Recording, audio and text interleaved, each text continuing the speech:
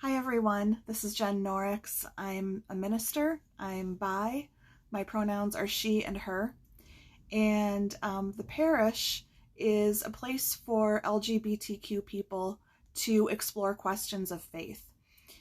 We have a Facebook page that's public, the parish online. That group, we also have a closed Facebook group for people who want to connect confidentially. And we talk about life, faith, pop culture, humor, anything that we think is relevant and that we're interested in talking with each other about.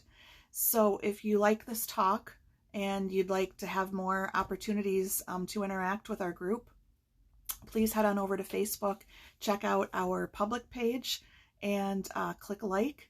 You can message me or DM me, and we will get you connected with the private group if you are wanting to take that dive in. You're welcome to join us. So this is Sunday Reset. Every Sunday I do a talk just to help us get grounded, recentered, ready for the week. Just pause and take a deep breath, sort of realign our priorities and pay attention to our spirit and feed our spirits a little bit, because we are emotional, spiritual, and physical people, and all of those sides of us need attention in order to be healthy and well. So Sunday Reset is a time to do that. I usually keep the talks to about 10 minutes.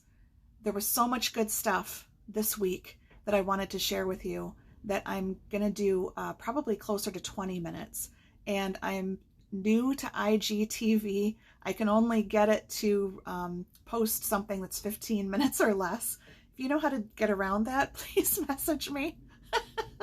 But so today I'm going to record it in two parts. So I'm going to try and stop around like the 10-minute mark and stop and start a new recording 10 minutes in, and we'll try and get the last half in the second recording. If you have suggestions on how to do that better, feel free. I'm still learning. So in choosing the topic for our talk today, I decided to consult the lectionary. The lectionary is a collection of scriptures that is a 3-year cycle, where ministers and faith communities all over the world use the lectionary to help them kind of steer their readings for the day. So there's always an Old Testament reading, one specifically from the Psalms, a New Testament reading, and one specifically from the Gospels. So I've been using stories from the Gospels to talk about Jesus. That's our main focus, is Jesus. And so the story that we had for this week kind of startled me, I'll be honest with you, when I first opened it. I'm from an evangelical background with some Christian fundamentalism sprinkled in there, and I've heard the story before that we were reading today, and I had these old tapes play. But I started to study the story more in depth and to give it some thought and some prayer, and started to read what some of the other well, not the other, I'm not a scholar, but I started to read what some of the scholars and theologians had to say, and realized that this parable actually goes in kind of a different direction than what I thought it did when I was younger. So I'm excited to share that with you today, and that's why it's longer. There's just some good stuff to glean from there. So I'm going to first tell a story from my own background, my own life. Then I'm going to tell the Jesus story. Then we're going to spend some time unpacking it.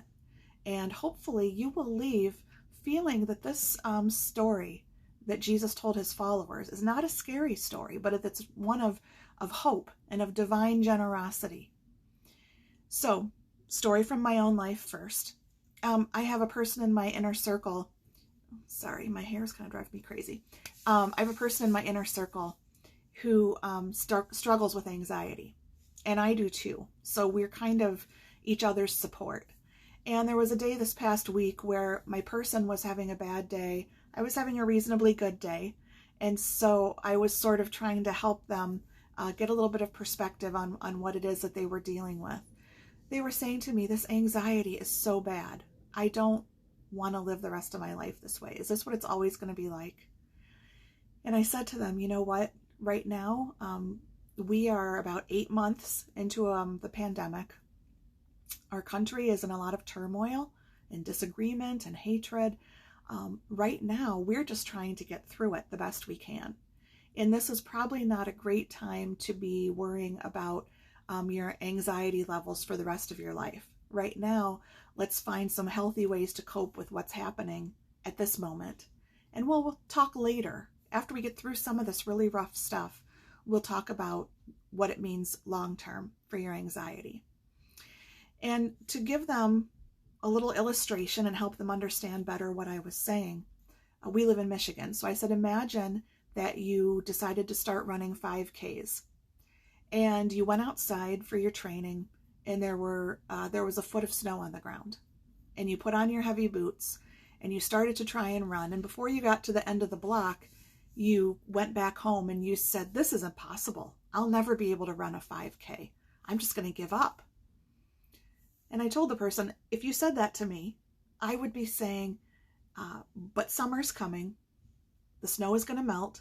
It's going to get better. It's going to be easier to run 5K once the conditions change a bit. And so I was helping that person see that we needed to not worry about so much about the anxiety level and make projections about the long term. And I used some exaggeration in order to do that. You know, this person is my walking buddy. We don't run anywhere. We probably should, but we don't. We walk, and we certainly don't do a 5K. We walk to the neighborhood park. That's about it. So I was exaggerating to make my point. In Michigan, yes, we sometimes have as much as a foot of snow on the ground, but we don't usually get it all at one time. And we have snow plows, we have snow blowers, we have shovels.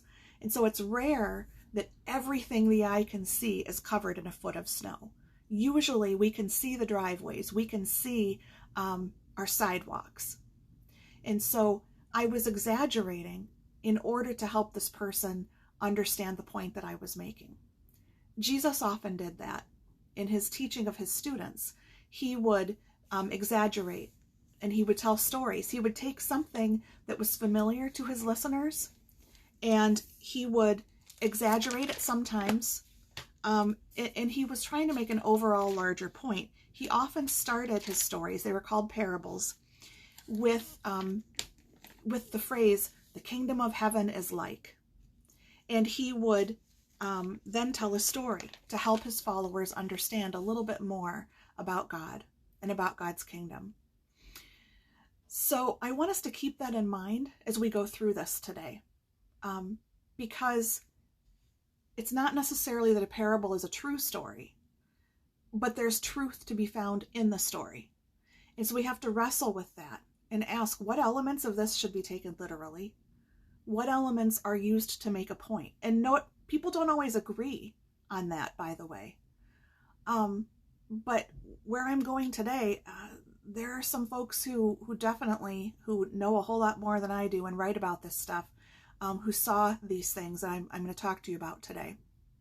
So when we hear a parable and something about a literal interpretation doesn't ring quite true, we need to ask questions and we need to be comfortable wrestling with that.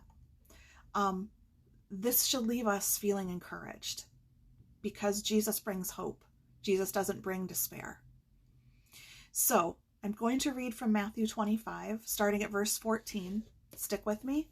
If you start to feel nervous, trust me, we're going somewhere good. This is not as scary as maybe it sounds. All right? So Matthew 25, verse 14. The kingdom of heaven is like a man who was leaving on a trip. He called his servants and handed his possessions over to them. To one he gave 5 valuable coins, and to another he gave 2, and to another he gave 1. He gave to each servant according to that servant's ability. Then he left on his journey. After the man left, the servant who had 5 valuable coins took them and went to work doing business with them. He gained 5 more. In the same way, the one who had 2 valuable coins gained 2 more. But the servant who had received the 1 valuable coin dug a hole in the ground and buried his master's money. Now after a long time, the master of those servants returned and settled accounts with them. The one who had received 5 valuable coins came forward with 5 additional coins. And he said, Master, you gave me 5 valuable coins. Look, I've gained 5 more. His master replied, "Excellent. You are a good and faithful servant. You've been faithful over a little. I'll put you in charge of much. Come, celebrate with me." The second servant also came forward and said, "Master, you gave me 2 valuable coins. Look, I've gained 2 more." His master replied, "Well done. You are a good and faithful servant. You've been faithful over a little. I'll put you in charge of much. Come, celebrate with me." Now the one who had received 1 valuable coin came and said, "Master, I knew that you are a hard man. You harvest grain where you haven't sown. You gather crops where you haven't spread seed, so I was afraid. And I hid my valuable coin in the ground. Here, you have what's yours." His master replied, "You evil and lazy servant. You knew that I harvest grain where I haven't sown and that I gather crops where I haven't spread seed? In that case, you should have turned my money over to the bankers so that when I returned, you could give me what belonged to me with interest. Therefore, take from him the valuable coin and give it to the one who has 10 coins. Those who have much will receive more, and they will have more than they need. But as for those who don't have much, even the little bit they have will be taken away from them. Now, take the worthless servant and throw him outside into the darkness. People there will be weeping and grinding their teeth." I don't know if you've heard this story before. And while you were listening, maybe you were drawing some conclusions about what was being said here. I'll tell you, for me, it played tapes of this view of God where God is transactional. If you do this, God will do that. Give God this, God will give you that.